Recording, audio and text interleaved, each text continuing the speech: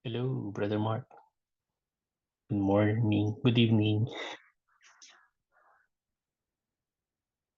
Magandang umaga po. Yes. So, kamusta naman ang camp? Okay naman po. Marami naman po natutunan nung marami rin po mga activities. Patuloy naman po kami. Thank you po pala sa ano po, sa sponsor niyo po sa amin. Po. Okay. Welcome. Lahat ay iba. Start tayo ng hello, Brother Paolo. And I'll review. Start tayo ng mga 8-10. Sino pa bang usual na umatin? Si Brother Kenny minsan. Si Brother Daryl.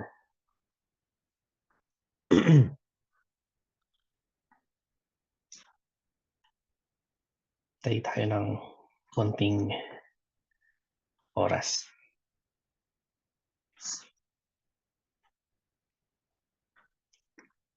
So, na-receive nyo na pala yung mga outline natin. So, yun yung gagamitin yung next time. Kapag magtuturo na kayo sa mga bata dyan sa LBT. Pwede nyo rin siyang gamitin sa Bible study, di ba? Pagka na-assign kayo ni Pastor Sip, at least meron kayong lalo na pag hindi kayo masyadong nakapaghanda, di ba? Meron kayong notes na magagamit. Minsan din tag doon, yun nga, sabi nga nung kahit yung mga pastor, sabi nila, minsan may mga moments na parang walang clear understanding or clear message silang na-receive sa Panginoon, di ba? May mga moment na parang hindi nila alam kung ano yung ipipreach nila. Kasi kahit na pinagpe-pray na ng mga pastor, hindi minsan hindi nila ma-receive yung message na kailangan nilang i-preach. So yun, pagka ganong mga moments, meron silang mga yung mga na-preach na nila before, yung pag-aaralan ulit nila. Tapos yung bagong matututunan nila doon, yun yung tinuturo nila ulit. So not necessarily naman na porket uulitin mo yung message ay i-preach mo na siya ng kung paano mo siya preach nung unang beses, di ba? So yun, kung isipin nga natin, di ba, parang mga Bible verses paulit-ulit lang nating naririnig sa church. Pero meron pa ring panibagong application tsaka panibagong matututunan. Kaya sabi nga ni ng Bible verse pa yan, napin natin. Kung nandito pa sa cellphone. Notes. Tapos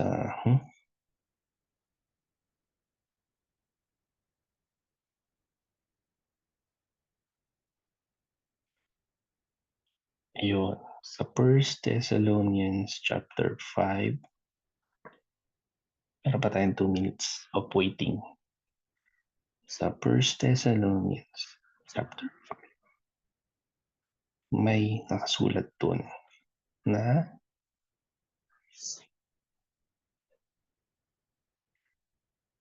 King James Version.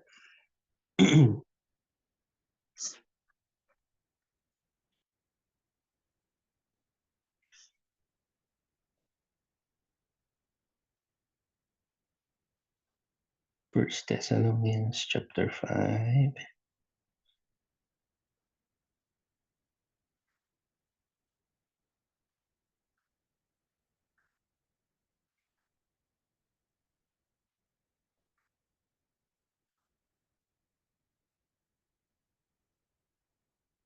Yeah, 1 Thessalonians chapter 5. Ganda tong chapter na to kasi reminder siya para sa mga Christians. Sabi ni Apostle Paul, "But of the times and the seasons, brethren, ye have no need that I write unto you." So, di na nila kailangan kung tutuusin, di ba? "For yourselves know perfectly that the day of the Lord so cometh as a thief in the night. For when they shall say, Peace and safety, then sudden destruction cometh upon them, as travail upon a woman with child, and they shall not escape." So unexpected, di ba? Yung timing. But ye, brethren, are not in darkness, that day should overtake you as a thief. Ye are all the children of light, and the children of day. We are not of the night nor of darkness. Therefore let us not sleep as do others, but let us watch and be sober. For they that sleep, sleep in the night, and they that be drunken are drunken in the night. But let us, who are of the day, be sober, putting on the breastplate of faith and love, and for an helmet the hope of salvation. For God had not appointed us to wrath, but to obtain salvation by our Lord Jesus Christ, who died for us, that whether we wake or sleep, we should live together with him. Wherefore comfort yourselves together, and edify one another, even as also ye do. And we beseech you, brethren, to know them which labor among you, and are over you in the Lord, and admonish you, and to esteem them very highly in love for their work's sake, and be at peace among yourselves. Now we exhort you, brethren, warn them that are unruly, comfort the feeble-minded, support the weak, be patient toward all men. See that none render for evil unto any man. See that none render evil for evil unto any man, but ever follow that which is good, both among yourselves and to all men. Rejoice evermore. Pray without ceasing. In everything give thanks, for this is the will of God in Christ Jesus concerning you. Quench not the spirit. Ito yung hinahanap nating verse. Verse 20. Despise not prophesying. So prophesying also is preaching. So mahaba pa yung list, pero yung list is reminder para sa ating mga Kristiyano. And especially yung verse 20, yun nga, kasi di ba sa atin applicable to sa atin yung madalas umaattend ng church services. Kasi di ba minsan maririnig natin yung mga verses paulit-ulit, tapos yung minsan sinasabi ng pastor paulit-ulit. So dapat hindi tayo na medyo minsan, di ba? Lalo na pag di ka pa ganun ka matured, medyo may irita ka kasi paulit-ulit, parang paulit-ulit na lang. Or minsan matetempt ka parang, tatayo na lang ako, punta ako sa labas. Kasi yung preaching ni pastor, narinig ko na yan dati. Yun. May mga taong ganun, na-observe ko dati sa inattendan kong church. Pagka paulit-ulit na yung pakiramdam nila, narinig na nila yung message before. Gagawin nila, tatayo sila, pupunta sa baba, lalabas, bibili ng soft drinks, mag-snack na lang sa labas, di na nakikinig ng preaching. Pero dahil may speaker, di ba? So naririnig pa rin naman nila. Kaya lang, nakaka-distract sa ibang mga kapatiran, di ba? So kung alam na natin yung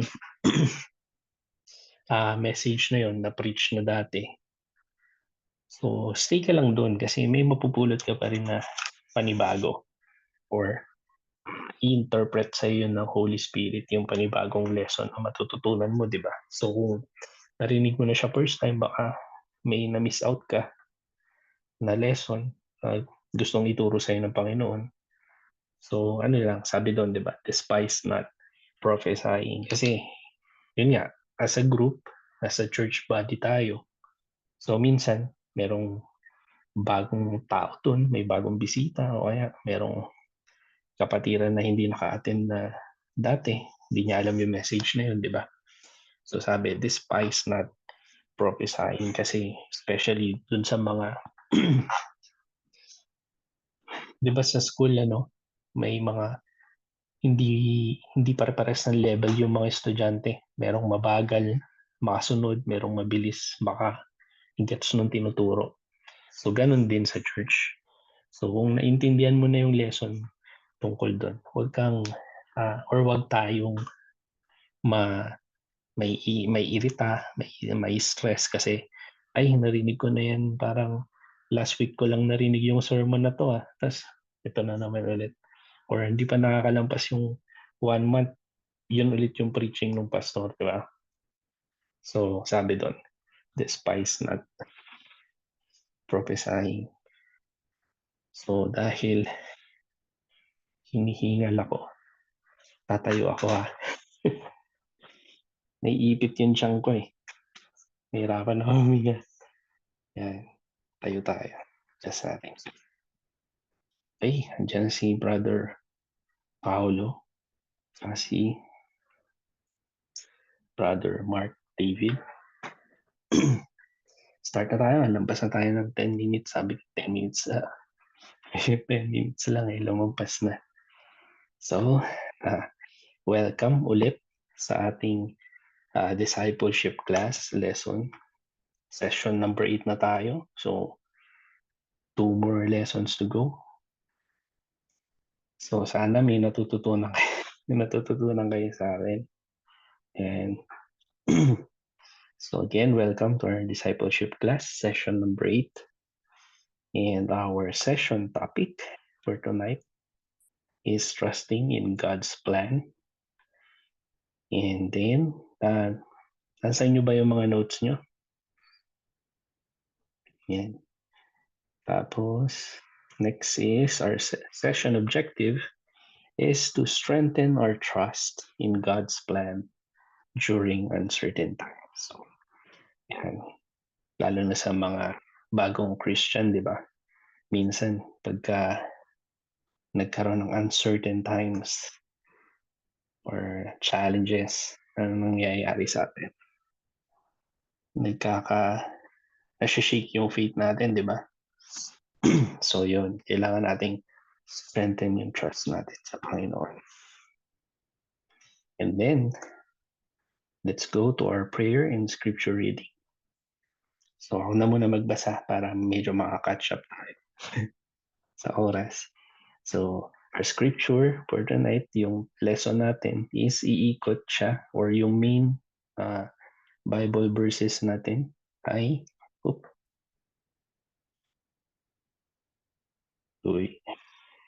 yan na lang. Main Bible verse natin is Proverbs chapter 3 verses 5 and 6. Trust in the Lord with all thine heart and lean not unto thine own understanding. In all thy ways acknowledge him, and he shall direct thy paths. And our next verse is Jeremiah 29:11.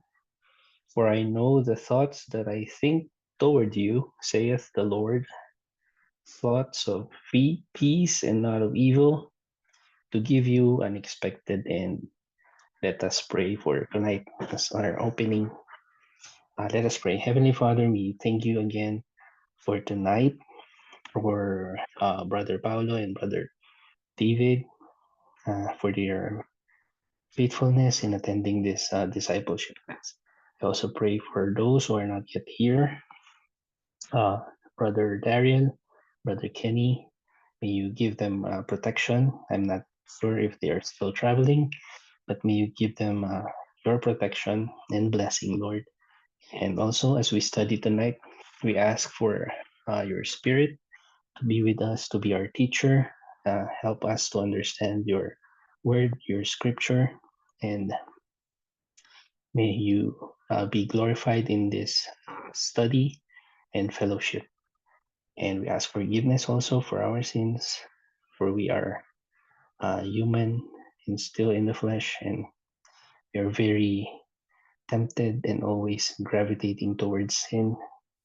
We thank you for Christ that shed his blood for our salvation. And in his name we pray. Amen. Okay, so let's move on dun sa ating outline. Okay. Teaching point number 1, the importance of trusting God even when his plan isn't clear. So, basa tayo ng Bible verses. So, I encourage your participation. So, Brother Mark, read Mark chapter 9 verse 24. Tapos, si Brother Paulo yung Proverbs 16:9. Tapos sa akin yung gitna, 2 Corinthians chapter 12:9, tsaka Isaiah 55:8-9. Ako babasa lang. So, Brother Mark chapter 9 verse 24. Mark chapter 9 verse 24. And Yes. straightway the father of the child cried out and said with tears, Lord, I believe, help thou mine unbelief. Amen. And 2 Corinthians chapter 12 verse 9. And he said unto me, my grace is sufficient for thee, for my strength is made perfect in weakness. Most gladly, therefore, will I rather glory in my infirmities, that the power of Christ may rest upon me. So, yung Mark chapter 9:24 tsaka 2 Corinthians 12:9, nadaanan natin siya sa lesson natin last time, no? So, session 7. So, familiar na siya sa atin. So, konting review lang. Mark chapter 9 verse 24, ito yung story, no, nung father ng child which was demon possessed. So, una, di ba, lumapit siya dun sa mga disciples, tapos medyo nagkakaroon na ng commotion kasi hindi ma-cast out ng mga disciples yung demon. Catch my breath lang, saglit.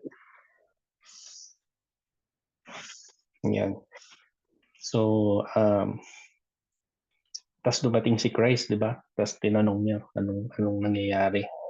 Tapos lumapit yung tatay kay Christ, di ba? Kay Jesus Christ. Tas sabi niya, kung magkakaroon lang ng compassion ng Panginoon sa kanila at kung may magagawa siyang tulong, gawin niya. Tapos sabi ni Jesus Christ, di ba? If you can believe or if thou believe. Tapos sabi niya, yan yung response niya. So dito, medyo iba ng konti. Kasi dito, he cried out and said with tears, Lord, I believe. Help thou mine unbelief. Tapos yung 2 Corinthians, Apostle Paul naman, about his thorn in the flesh. So, yan yung mga verses related sa trusting God even when his plan isn't clear. So, next verses, yung dalawa, Isaiah 55 verses 8 and 9. For my thoughts are not your thoughts, neither are your ways my ways, saith the Lord. For as the heavens are higher than the earth, so are my ways higher than your ways, and my thoughts than your thoughts. So Proverbs 16:9, Brother Paulo.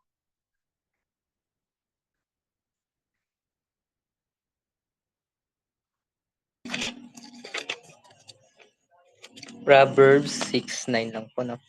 16:9. 16. 16. Yes. 16 verse 9.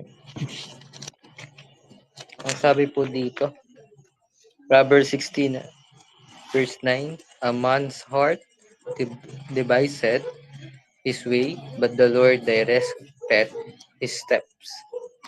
Amen. Thank you. Masyado ba tayong mabilis or sakto lang? Okay, sakto lang. Ako lang pala yung nabibilisan. Hinihingal ako eh. Okay. Isaiah, yun, sabi natin, di ba? Isaiah 55 verse 8 and 9. So, here, in Isaiah 55 verse 9 and 8 and 9, here is God speaking and helping us understand how great His plans compared to our plans. So, di ba? So, yun yung kung bakit siya related dun sa subject natin na importance of trusting God even when His plan isn't clear. Kasi siya mismo, medyo tinutulungan niya tayo dito sa verse na to, no? In-explain niya sa atin na mas great yung plans niya or yung thoughts niya kaysa sa atin. And kung titingnan naman natin yung Proverbs 16:9, ano to, base sa mga commentaries, pwede siyang i-translate yung a man's heart devised his way, but the Lord directed his steps. Can be translated or pwede natin siyang i-paraphrase na man proposes and God disposes. Anong ibig sabihin nun? Man makes the plan and God executes. So, anong kailangan natin maunawaan dito? So, ito yung sinulat ko kanina. We need to understand that while many of the Bible verses, so marami sa mga Bible verses natin, are applicable for both saved and unsaved people, so believers and unbelievers, there are Bible verses that are clearly for those who are saved. So take for example this Proverbs 16 verse 9, di ba? Sabi dyan, a man's heart deviseth his way, but the Lord directed his steps. So, yun yung example natin. So, ano kailangan natin pag-isipan dyan? Can an evil, wicked person take this verse and expect that God will make his evil plan happen? Ano sa palagay natin? Hindi, di ba? Kasi, unang-una, it is contrast dun sa ano ng Panginoon, di ba? Character ng Panginoon. So, evil yung plan mo. So, sa palagay mo ba, i-grant ng Panginoon yun? Sabi nga natin, di ba? Hindi siya nagkakasala. Hindi makatingin ng Diyos sa kasalanan. Kaya nga, sabi ng Panginoong Jesus nung nasa cross siya, di ba? My God, why hast thou forsaken me? Kasi at that moment, di ba? Hindi siya matingnan ng Panginoong God the Father dahil nasa kanya lahat ng kasalanan ng sanlibutan. So, itong Proverbs 16:9, it is applicable only for the believers sa atin, no? Mga believers or mga saved person. Kasi nga sabi, a man's heart deviseth his way. So tayo yung nagpaplano, tayo yung nagpro-propose sa Panginoon. So madalas, di ba, ginagawa natin yan through prayer. So punan muna ako ng konti. Yan. So ginagawa natin yung proposal natin sa Panginoon through prayer, di ba? And He executes or allows it. Depende sa will ng Panginoon. So, bakit natin nabanggit yon? Malalaman natin yan sa susunod na next point. So, yon. Number 1, sabi natin, di ba?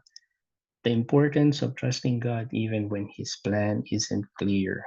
So, sabi natin dyan, alam ko na sa notes nyo rin ito. Trusting God means surrendering to His higher perspective, knowing that His plan is perfect even when we don't understand it. So that is, or this is, the idea behind the verses, no, na binasa natin. And the closest visible example of this is our parents. So growing up from a child, we certainly did many things that we thought are very good and would give us happiness, not knowing that it would really harm us and not do us any good. So, anong ibig nating sabihin doon? Example. So, di ba yung mga baby, mahilig sa mga shiny things? So, example ko dito, like a baby asking to play with scissors or a baby trying to stick his finger to the electric fan. Di ba? Yan yung mga ginagawa ng baby. Yung common na ginagawa ng mga baby. Welcome, Brother Kenny. So, di ba? Sa perspective ng mga bata, it certainly looks interesting and fun, but the consequences are harmful and the effects can last a lifetime, di ba? So, ano pa? Example pa dito yung naalala ko yung kapatid ko. Buti nabalik yung daliri niya. Nung baby, hindi naman siya baby noon. Siguro mga 3 or 4. Nasa range na gano'n, 4 to 6 years old. So yung tito namin, nag-aano siya, inayos niya yung bisikleta niya. So ang ginawa niya, binaliktad niya. So nasa ibabaw yung, tinayo niya sa lapag, nasa ibabaw yung gulong, nasa ibaba yung handle, tsaka yung upuan. Tapos, inayos niya yung kadena. Tapos nung naayos niya na, lilinisan niya. So yung anak niya, yung pangalawa niyang anak, lalaki, inikot-ikot yung pedal. Tapos di pinaglalaroan niya, no, bata eh. Yung kapatid ko, maliit pa, di ba? So na-curious din siya, parang katulad nitong pinag-uusapan natin. So interesting yung nangyayari. Ginawa niya, inabot niya yung kamay niya dun sa umiikot na, tawag doon, sprocket ba yan? Yung may tusok-tusok. So, inabot niya yun. So, pumasok yung daliri niya sa pagitan nung sprocket, yung may tusok-tusok. Tapos yung kadena. Baby pa siya. So, naputol yung niya, yung daliri niya, tapos lumaylay. Pero, interesting na nabalik pa yung daliri niya, tapos nagagamit pa niya, fully functional. So miracle siguro. Biyaya ng Panginoon sa kanya. So yun, ganyan din tayo, no? Trusting God means surrendering to His higher perspective, knowing that His plan is perfect, even when we don't understand it. Kaya makakapag-rely din tayo dun sa Isaiah chapter 55, di ba? Verse 8 and 9. Kasi ang Panginoon mismo nagsabi sa atin na mas greater yung way of thinking niya and yung mga plans niya, di ba? Yung thoughts niya. So yun ating comfort. And then number 2, trusting God involves faith in His sovereignty and promises. So I think we have 3 verses. So sakto, 3 kayo. Jeremiah bigay muna natin yung last. Psalm 37 verse 5. Pakibasa yan, Brother Kenny. Psalm 37 verse 5. Tapos si Brother Mark, Romans 8:28. Tapos si Brother Paulo, Jeremiah 29 verse 11. So una si Brother Paulo, Jeremiah 29:11. Tapos Brother Mark, Romans 8:28. Tapos last si Brother Kenny, Psalm 37 verse 5. Okay po. Jeremiah 29 verse 11. Ang sabi ko dito, For I know the thoughts that I think toward you, saith the Lord. Thoughts of peace and not of evil, to give an expected end. Amen. Amen. Thank you, Brother David. Romans chapter 8, verse 28. And we know that all things work together for good to them that love God, to them who are called according to his purpose. Amen.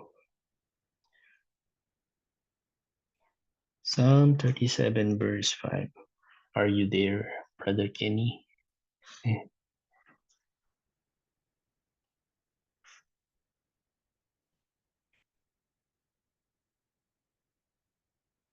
Tungkol sa message ni Brother Kenny, okay lang yun, Brother Kenny. Yan talaga, pag pagod, nakakatulog.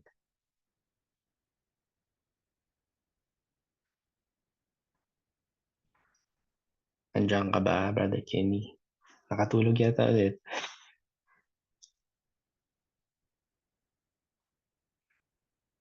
Okay, ako na muna magbasa. Ako na lang po. Psalm 37, verse 5. Commit thy way unto the Lord, trust also in Him, and He shall bring it to pass. So, sino kayo nagbasa ng Jeremiah 29:11? Brother Paulo. So, anong masasabi natin dyan, Brother Paulo?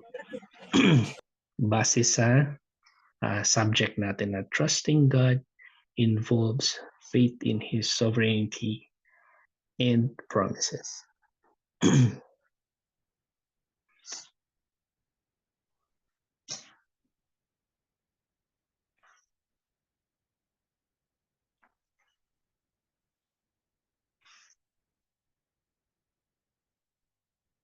Any idea? Any input, Brother Paulo? Sabi po kasi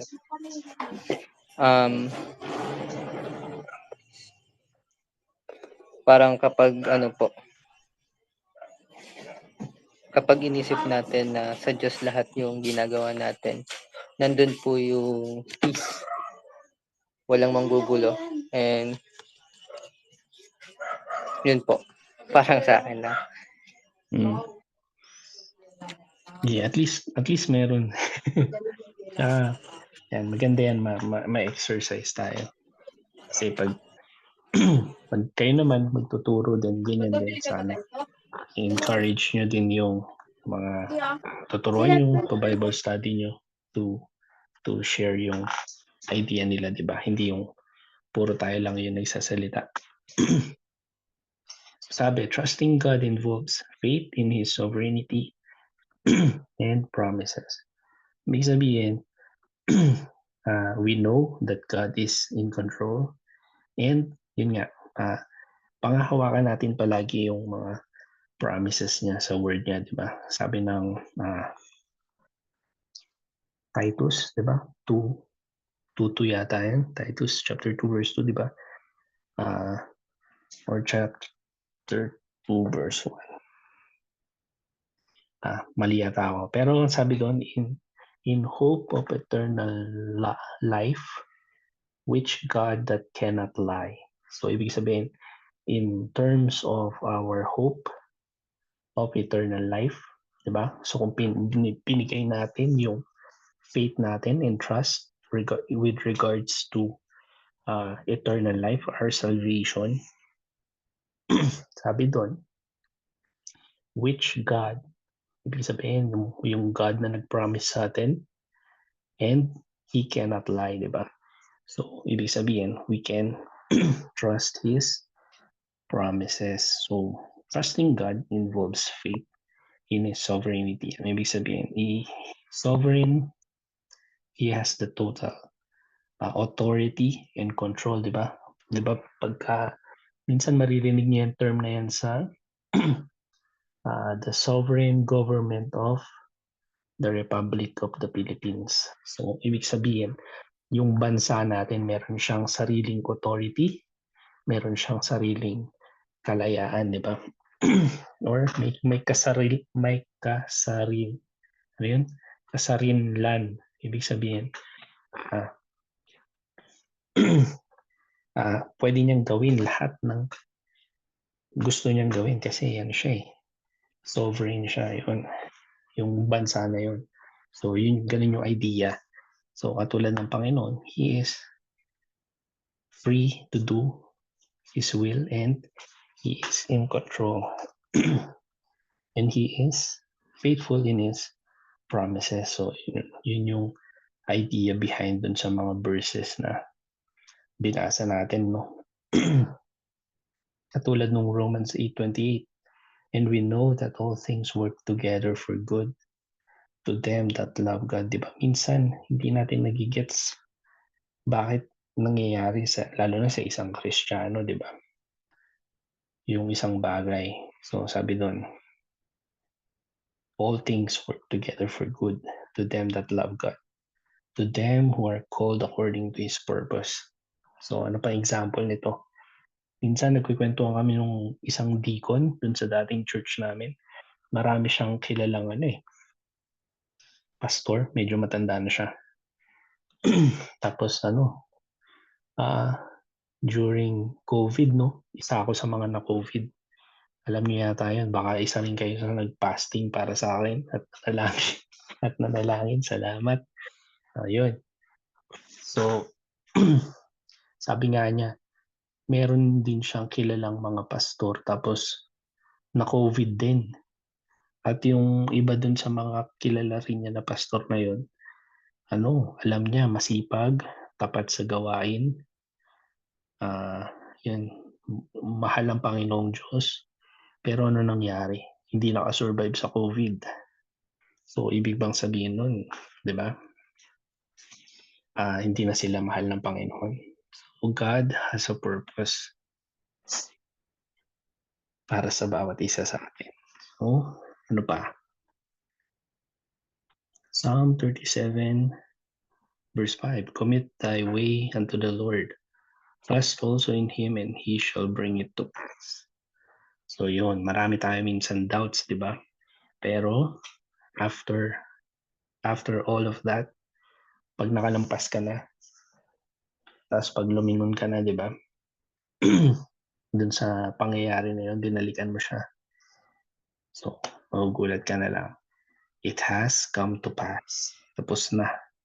Nakaligtas na tayo or nakalampas na tayo. So, about this, point number 2, sabi dyan, faith in God's sovereignty means believing He is in control. O yun nga, sinabi natin kanina, no matter the circumstances. So, merong mga pastor, hindi na-survive ng COVID, pero ibig bang sabihin nun, gumagawa lang sila ng kasalanan, kaya sila namatay sa COVID? Hindi naman, di ba? Kasi may mga pastor na matapat sa gawain, mahal nila ang Panginoon, at mahal nila yung kaluluwa na pinagkatiwala sa kanila ng Panginoon. He is in control no matter the circumstances. His promises are reliable and can be trusted even in uncertain times. So, di ba, katulad ng na lang nangyari kay Joseph, di ba, nung binenta siya sa mga slave trader papunta sa Egypt, di ba? So, sa mga panahon na yun, sa palagay natin, ano kayang tumakbo sa isip ni Joseph, di ba? Binenta siya ng mga kapatid niya. Pero, nung nakita niya na yung bigger picture, di ba? After everything that's happened to him sa Egypt, doon ma-apply natin yung Romans 8:28, di ba? So, His promises are reliable and can be trusted even in uncertain times. Ano pa example nito? Monday, nag-visitation kami ni Brother Ron, yung deacon dito na lagi kong kasama sa visitation. So we visited a family na mag-asawa, tapos meron silang 13 na anak. So yung pinaka baby nila ngayon, lalabas pa lang yata ngayong Sunday. Tapos siya, induced childbirth. Ipo-force ng nilumbas yung bata. Pero nung na-meet namin sila, so nag-share sila ng testimony. Yung sa third baby yata nila, si baby Avery ay namatay. Pero during that time, nung lumabas kasi yung baby, nagulat sila parang paglabas ng baby, sabi daw nung doctor parang, "Wait lang," parang gano'n. "Wait lang," tapos, pabalik kami. So parang sa buhay daw nila, never pang nangyari yun sa first and second child nila. So alam na kaagad nila na merong mali or there's something wrong with the baby. Tapos yun nga, nung bumalik yung doctor, sabi may complication yung baby, yung heart may problem, ganito, ganyan, ganyan. So, in short, yung 3 months nila na nakasama nila si baby Avery, puro talaga struggle.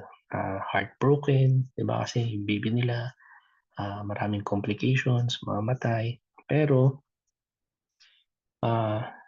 with everything said, mga nangyari na yun sa kanila, dumating sila sa point na nagtiwala sila sa Panginoon. So kasi Christian na sila nun eh. So they trusted the Lord and His plan. Kasi sabi sa kanila parang, tama ba?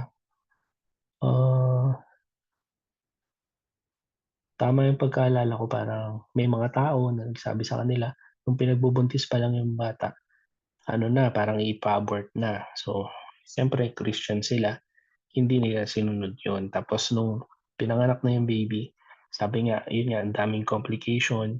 So may nahihirapan lang yung baby. So dito, parang inano sila na tanggalin na yung life support. So yun, dun sa story na yun is nagtiwala pa rin sila sa Panginoon. So hindi nila ginawa yun kasi against yun sa 'di ba, sa pagiging Christian natin, yung to take yung life ng isang tao. So ang nangyari sa kanila, they kept on praying and asking God for signs kung is it time na ba para i-let go nila or kung mabubuhay yung baby or mamamatay yung baby. Pinagkatiwala nila yun sa Panginoon. So yun nga, after 3 months na ginagawa nila lahat ng pwede nilang gawin, nagkaroon ng mga operations sa heart, and meron din yata sa brain. Pero yun, after 3 months, nawala na yung baby. But the good thing is, they found comfort in the Lord. Kasi during that time talagang, yun nga kinikwento nila, puro prayers and maraming signs na pinakita yung Panginoon sa kanila. So medyo mahaba yung story, tagal namin nagstay doon. So medyo nahirapan akong i-compress yung story. Pero meron pa silang story na patungkol sa yung sign na natanggap nila sa Panginoon is about yung owl, kasi wala dun sa area na yon, wala talagang matagal nang walang nakikitang owl, pero nakakita sila ng owl during gabi. So parang para sa kanila, they took it as a sign from God na He will be, or God will be the eyes for them in the time of darkness. Kasi 'di ba, yung isang owl or quago, 'di ba, better yung eyesight nila sa gabi. So yun yung isa sa mga naging signs nila na tinanggap nila sa Panginoon.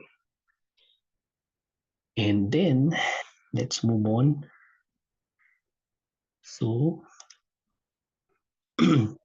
practical ways to rely on Him during challenges or uncertainties. So number 1, spend time in prayer and meditation. Paborito to ng mga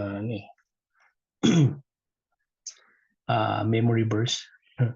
Philippians chapter 4 verse 6 to 7. Be careful for nothing, but in everything by prayer and supplication with thanksgiving, let your requests be made known unto God. And the peace of God, which passeth all understanding, shall keep your hearts and minds through Christ Jesus. So spend time in prayer and meditation para mag-grow yung ating faith, di ba? Ba't ko nasabi 'to? Ano bang magandang example nito? Magandang example nito is yung isang brother natin dito sa Amerika. Nagpunta siya sa kalimutan ko kung anong ano yun, kung anong bansa yun, Pakistan ba or Afghanistan, something like that sa Middle East. So ano siya, ang trabaho niya is nagbibigay siya ng ng work sa parang construction, something like that. So nung nagpunta siya doon, tinake din niya yung opportunity to share the gospel and something like that. Tapos nag-end up siya sa prison for more than 2 years yata. Kasi kaka-release lang niya nung naging president si President Trump, natulungan siyang makalaya. Pero yun nga, during that time, di ba, napaka ano nun, napakahirap nun sa kanya. Malayo siya sa pamilya niya, malayo siya sa mga anak niya. Nung pag umalis siya, baby pa yung isang anak niya, tapos pagbalik niya, medyo malaki na. Tapos umalis siya, yung anak niyang isa hindi pa graduate. Tapos pagbalik niya din, yung anak niya graduate na, di ba? Pero nung mga time na nabibigyan naman siya ng opportunity na makausap yung pamilya niya paminsan-minsan. So, yun. During his time sa prison, wala naman siyang Bible doon. Pero, yun nga, dahil nag-grow na siya bilang isang Christian, yun yung naging source of comfort niya. So, kahit na nasa prison siya, struggle siya doon, meron pa rin siyang peace. Sabi nga dito, and the peace of God which passeth all understanding. So, keep your hearts and minds through Christ Jesus. So, yun, ginamit din niya yung time na yun as opportunity para makapag-witness sa mga tao sa prison. So, para siyang modern day Apostle Paul, no? Nagamit siya ng Panginoon in that area. So, uncertain times, challenges, pero yun yung naging source of comfort niya. Spend time in prayer and meditation. Another thing is, lean on God's word for encouragement. Also, same dun sa sinabi natin, no? Psalm 119, 105. Thy word is a lamp unto my feet and a light unto my path. So, ano ba? Ibig sabihin, di ba? During challenges and uncertainties, dark times, katulad nung kwento ko sa inyo, di ba? Si Brother Greg and Sister Allison, nung time na napaka-dark nun para sa kanila, di ba? Yung baby nila is mawawala. Pero they chose to put their trust on the Lord and get comfort or encouragement in God's word. Sabi nga niya, nung senior ni Sister Allison, yung time na yon, sabi niya, ang naging talagang pinanghawakan niya na Bible verse is Proverbs 3, 5, and 6, yung binasa natin kanina, no? Ba yan? Binasa natin kanina. Start. Proverbs 3, 5, and 6. Trust in the Lord with all thine heart, and lean not to thine own understanding. In all thy ways, acknowledge Him, and He shall direct thy paths. So, nung time na yun, talagang sabi niya, wala silang mahawakan, wala silang mahingan ng tulong. Even their family, both side nila, walang tumulong sa kanila.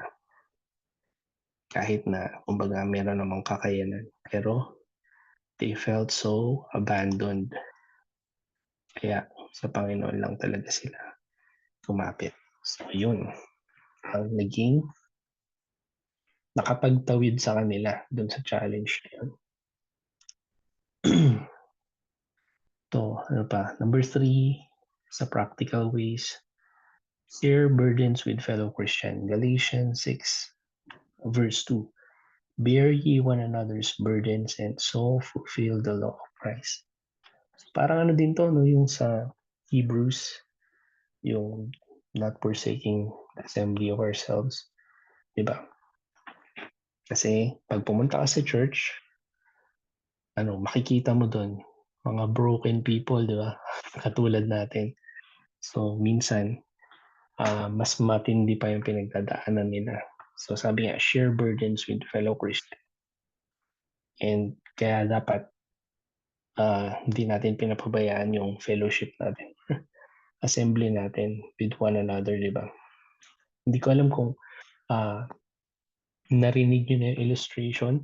Yung uling, di ba? Pag yung uling, pag sama-sama, mas mainit or mas madaling magbaga, di ba? Mag-cause ng fire. Pero pag mag-isa lang siya, ano yung tendency nung uling na yun or nung coal na yun, madali siyang yung apoy niya, di ba? Yung ningas niya, yung spark niya na unti-unting nawawala compared sa sama-sama yung coal. So, ganun din tayo mga Christians, di ba? Kaya sabi dito, bear ye one another's burdens. Kasi pag mag-isa ka lang, so laging madalas mo may isip, di ba?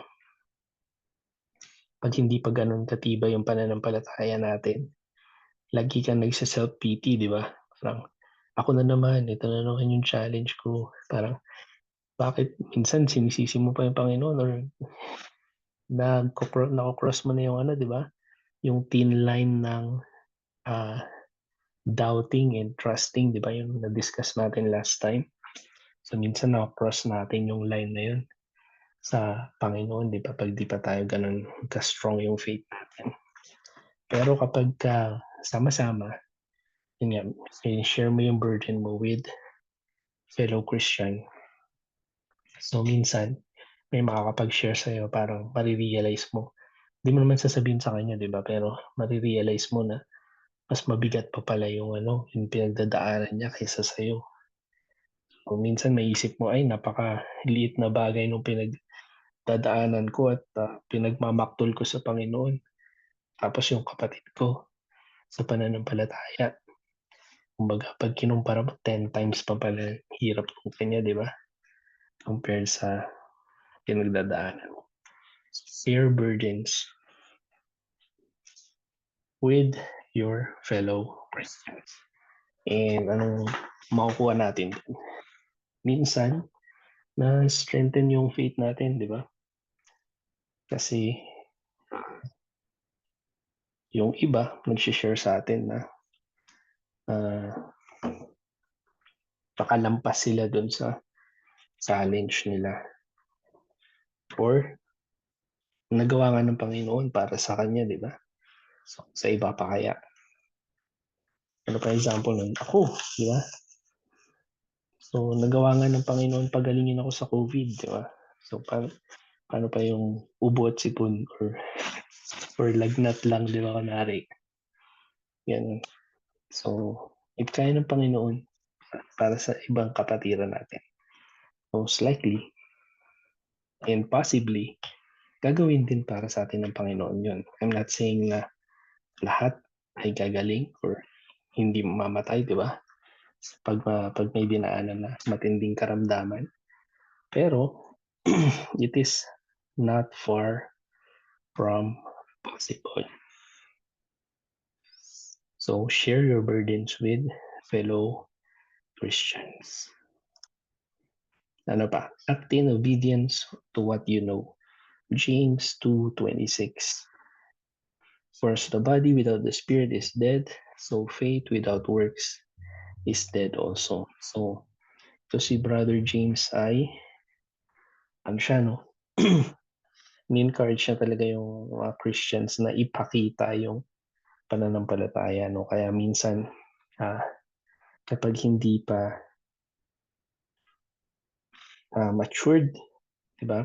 Ang take ng isang Christian dito is by works. So, hindi ibig sabihin nito yung pananampalataya natin is by works. Ang sinasabi niya, if we have faith So yung faith na yun is magma-manifest, di ba? Makikita natin parang tag dito. Ano ba magandang example? Yung taong matalino or magaling sa school, di ba? Makikita natin yung ano niya, yung pagiging matalino niya is merong gawa yun, di ba? Hindi lang siya matalino kasi merong exception na gano'n, di ba? Talagang gifted. Pero karamihan sa atin or in general, di ba? Kaya magaling sa school kasi meron silang ginagawa or gumagawa sila. So, ganun din tayo, di ba? Ang faith natin is hindi lang natin siya iniimbak, itinatago lang sa sarili natin, di ba? Pero kung meron talaga tayo ng faith na yun, it will show, di ba? It will manifest. Kaya sabi dito, act in obedience to what you know. So, ano pa ba? Example niya. So, click ko. Next na tayo. Iwanan natin yun dun. So just take note na yung faith natin is not by works. Sabi nga ng ano, 'di ba? Ng Ephesians chapter 2, 8 and 9. It is not of works but a gift from God, lest any man should boast. Diba?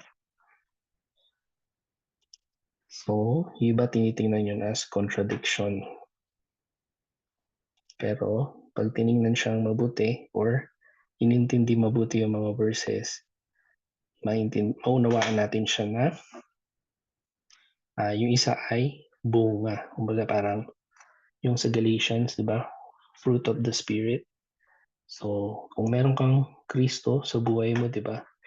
Anong minamanifest mo? Compassion, mercy, love, di ba? Forgiveness sa mga kapatiran, di ba? Hindi ka gagawa ng taliwas sa fruit of the Spirit. So, move on na tayo. At ma-overtime na tayo ulit. Biblical example naman, Abraham's willingness to obey God, even when asked to sacrifice Isaac, shows his complete trust in God's plan and promises. So, practical way to rely on Him during challenges and uncertainties. So, yung isang ano natin dito, di ba? Yung isang take natin kapag naririnig natin yung message about Abraham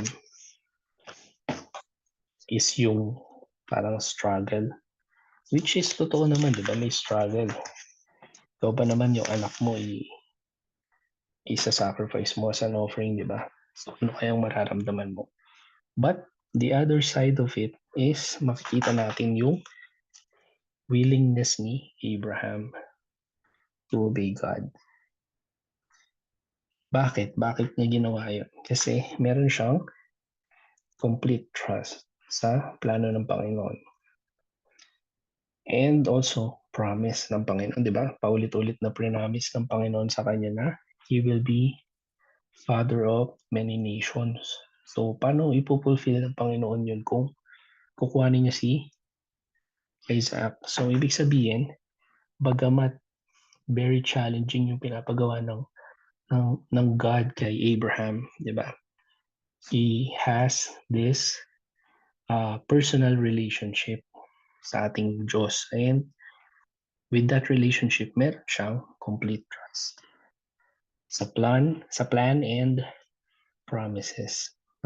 Kaya sabi sa Genesis 22 verse 8, and Abraham said, "My son, God will provide himself a lamb for a burnt offering."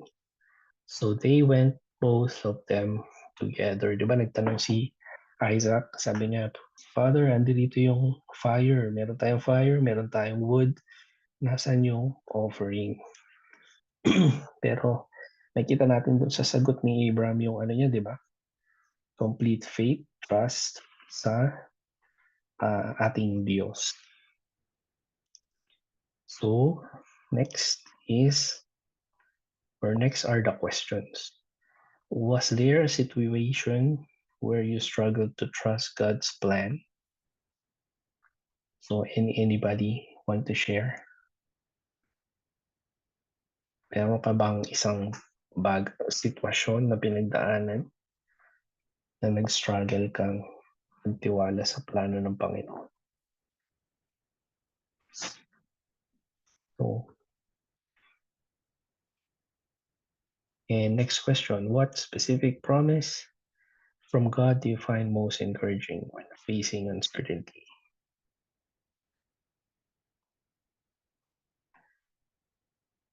Encourage participants to identify one area in their life where they are struggling to trust God.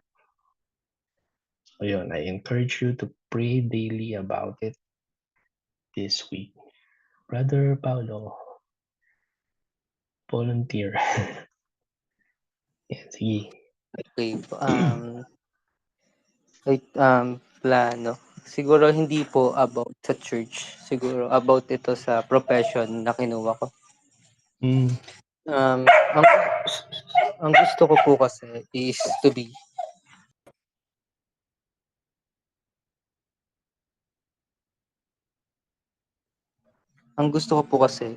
a civil engineer.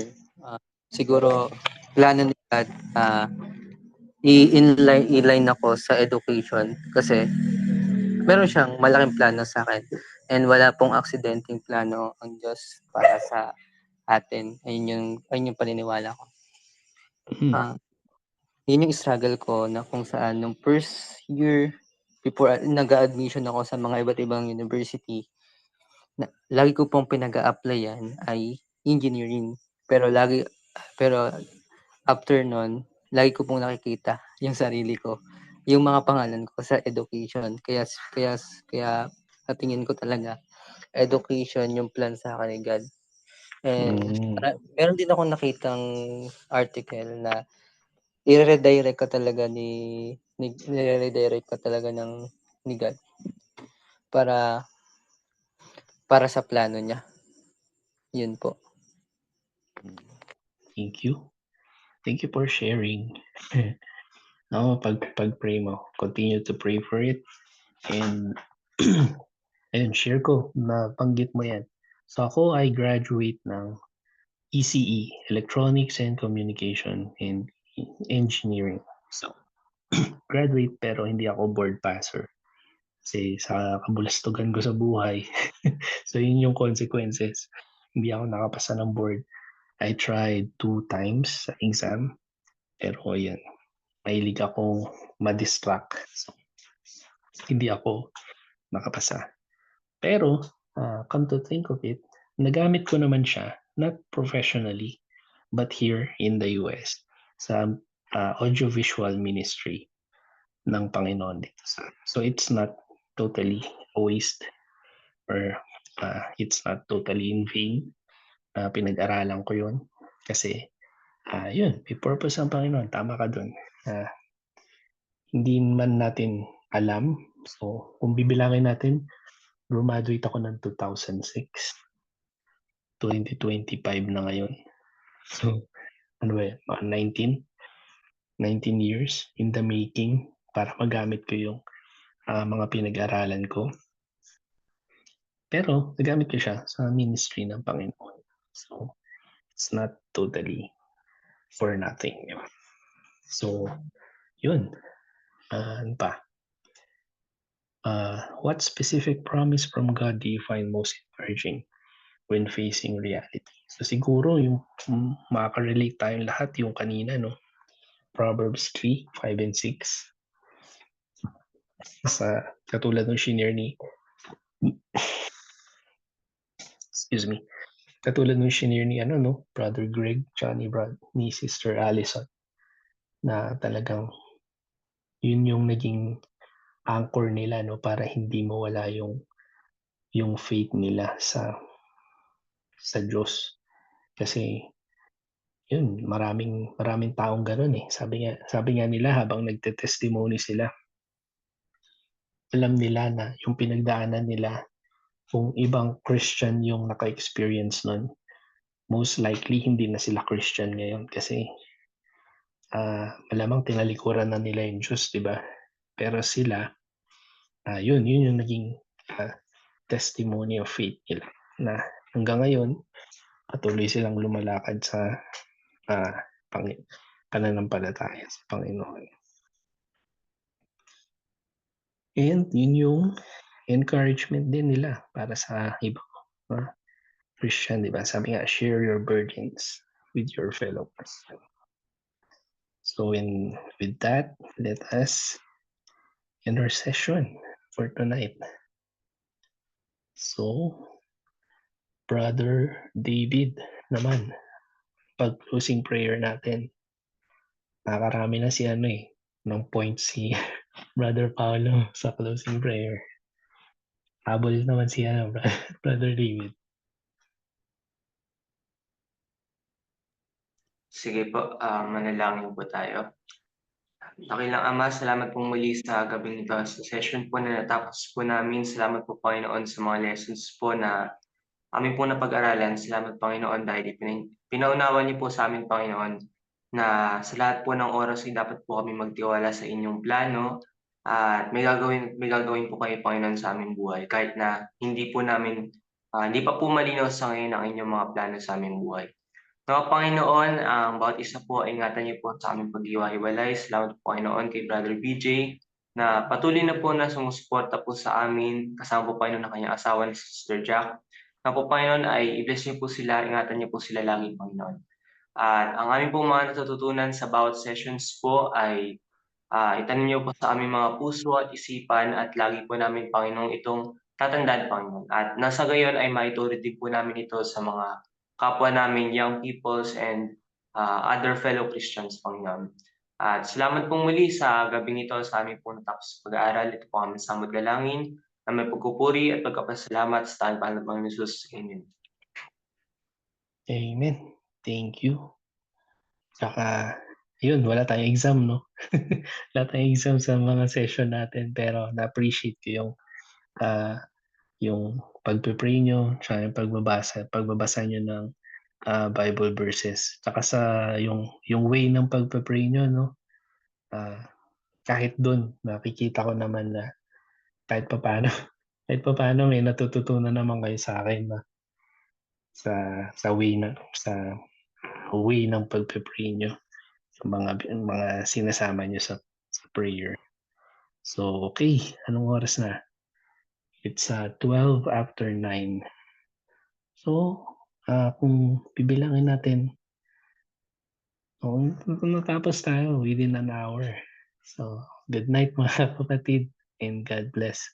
See you next meeting, next session. Bye. Thank you po. Thank you po. Okay, welcome.